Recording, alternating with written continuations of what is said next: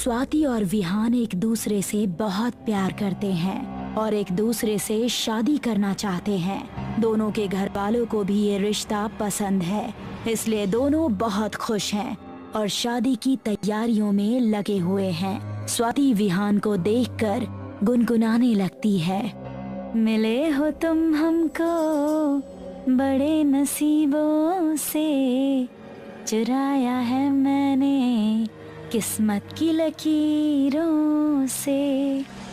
तुम मिले दिल खिले और जीने को क्या चाहिए। मुझे तो लगता है भगवान ने हम दोनों को एक दूसरे के लिए ही बनाया है। मुझे भी यही लगता है, पर क्या हम दोनों शादी करने से पहले एक दूसरे को जानने के लिए 1 महीना साथ में रहें? हाँ, ये ठीक रहेगा। एक दूसरे को सही से जानने के लिए एक दूसरे के साथ वक्त बिताना जरूरी है। तुम कोई गेस्ट हाउस देख लो, मैं घर वालों से बात कर लेती हूँ। विहान एक गेस्ट हाउस में रूम बुक करता है और स्वाति के साथ वहाँ रहना शुरू करता है। वैसे तो गेस्ट हाउस एक बहुत ही सुनसान जगह पर है, पर गेस्ट हाउस के पास में ही एक बहुत बड़ा जू है। अरे वाह, तुमने तो बहुत ही खूबसूरत जगह ढूंढी है। अब इतनी खूबसूरत लड़की के साथ रहना है तो जगह भी खूबसूरत देखनी पड़ेगी ना। तुम बातें बहुत अच्छी कर लेते हो। जिंदगी भर मुझे इसी तरह अच्छे से रखोगे ना? हाँ हाँ, क्यों नहीं, बस तुम मेरा साथ कभी मत छोड़ना। स्वाति और विहान दोनों एक दूसरे के साथ रहना शुरू करते हैं और एक दूसरे को जानने की कोशिश करने लगते हैं। दोनों घूमने के लिए जू में जाते हैं।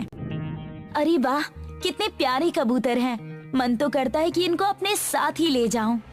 प्यारे हैं, इसीलिए किसी की नजर लग गई है इन्हें साहब। मतलब हमारे कबूतरों को। कल से कई सारे कबूतर गायब हो गए हैं। अरे यहीं कहीं होंगे, आप खामखा इतने परेशान हो रहे हैं। नहीं साहब, बहुत ढूंढा हमने पर कहीं नहीं मिले। आज तक कभी भी इस तरह से कबूतर गायब नहीं हुए थे, सिवाय तब के जब इस जगह पर एक प्रेत आत्मा का प्रकोप हुआ करता था। प्रेत आत्मा? ये क्या बकवास है?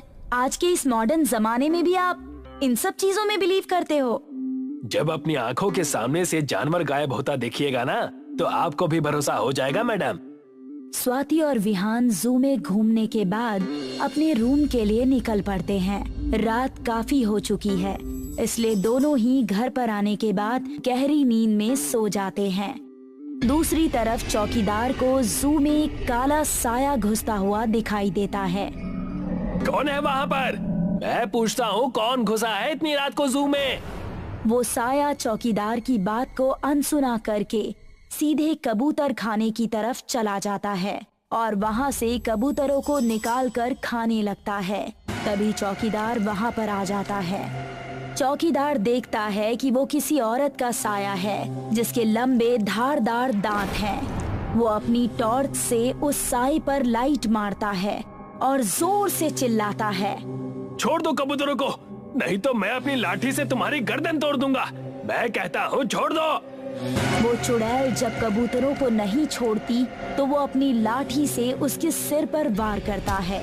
यहाँ पर हो रहे शोर शराबे से गेस्ट हाउस की लाइट जल जाती है, जिसे देखकर वो पिशाचिनी वहाँ से भागने लगती है और वो गेस्ट हाउस की तरफ भाग जाती है। चौकीदार उसके पीछे पीछे गेस्ट हाउस तक पहुँच जाता है और विहान का कमरा खटखटाता है। उठ जाइए साहब, आपके रूम में खून पीने वाला पिशाच घुस गया है। चौकीदार की आवाज सुनकर विहान उठकर बाहर आता है। कहाँ है पिशाच? रूम में तो मेरे और स्वाति के अलावा और कोई नहीं है। लगता है आपको कोई गलतफहमी हुई है। नहीं साहब, मैंने अपनी आंखों से देखा है, वहाँ कोई औरत जैसा ही था। कहीं आपकी होने वाली बीवी तो। तुम पागल हो गए हो क्या जो इस तरह की बातें कर रहे हो? स्वाति प्योर वेजिटेरियन है और वैसे भी उसने 1 महीने का व्रत रखा है मेरे लिए। अब बोलने से पहले थोड़ा सोच तो लिया करो। इन दोनों की बातें सुनकर स्वाति बाहर आ जाती है। चौकीदार उसको शक की नजर से देखता है। आप प्लीज यहाँ से चले जाइए, वैसे भी रात बहुत हो चुकी है। हम कल आकर आपसे मिलते हैं। चौकीदार वहाँ से चला जाता है विहान और स्वाति अपने कमरे में सोने के लिए चले जाते हैं। रात बहुत हो चुकी है, इसलिए चारों तरफ घोर अंधेरा छाया हुआ है। चौकीदार जैसे ही जू के पास पहुंचता है, वो काली परछाई भी उसके पीछे पीछे जू में चली जाती है और उसको दबोच लेती है। छोड़ो मुझे, छोड़ दो, मैंने क्या बिगाड़ा है तुम्हारा, मुझे मत मारो। वो पिशाचिनी चौकीदार के गले पर अपना नाखून गड़ा देती है। अगले दिन सुबह चौकीदार की लाश पर मक्खियां भिनभिनाती हुई मिलती है। बाप रे, इस बेचारे का क्या हाल कर दिया किसी ने। लगता है इसकी बात में कुछ तो सच्चाई थी, तभी किसी ने इसको इतनी बेरहमी से मारा है ताकि उसका सच सामने ना आए। छोड़ो, रहने दो, हमें इस मैटर में नहीं पड़ना चाहिए। वैसे भी मुझे बहुत सारे काम हैं। चलो घर चलते हैं।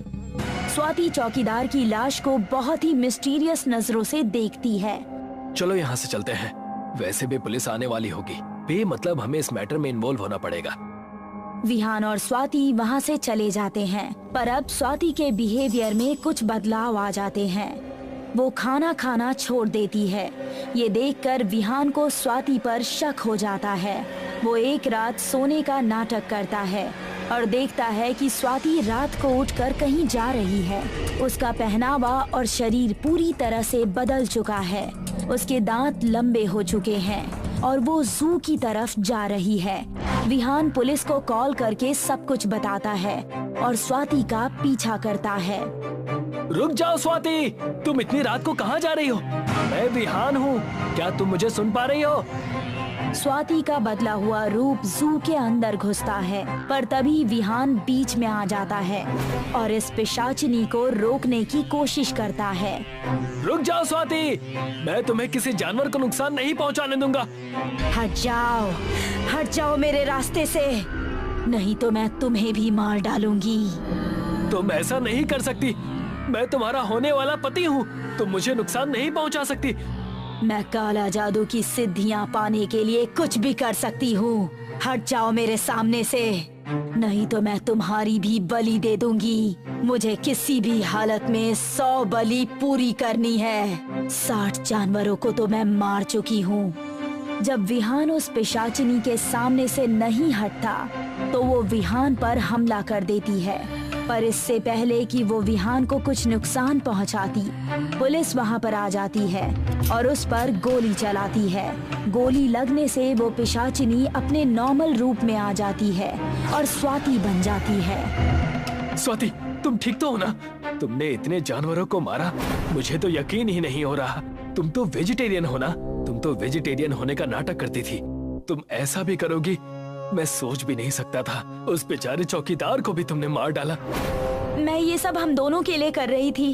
अगर मुझे काले जादू की सारी सिद्धियां प्राप्त हो जाएंगी, तो हम दोनों मिलकर इस दुनिया पर राज करेंगे।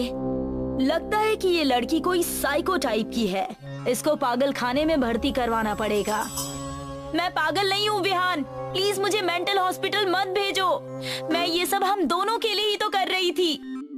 और लेडी इंस्पेक्टर स्वाति को गिरफ्तार कर लेती है और पुलिस अपनी गाड़ी में स्वाति को मेंटल हॉस्पिटल के लिए ले जाती है। स्वाति को कौन सी बीमारी है? वो जानवरों का खून क्यों पीती है? रात होने पर उसका रूप क्यों बदल जाता है? क्या वो काला जादू जानती है? इन सभी सवालों के जवाब जानने के लिए जुड़े रहिए इस कहानी के अगले पार्ट में हमारे साथ।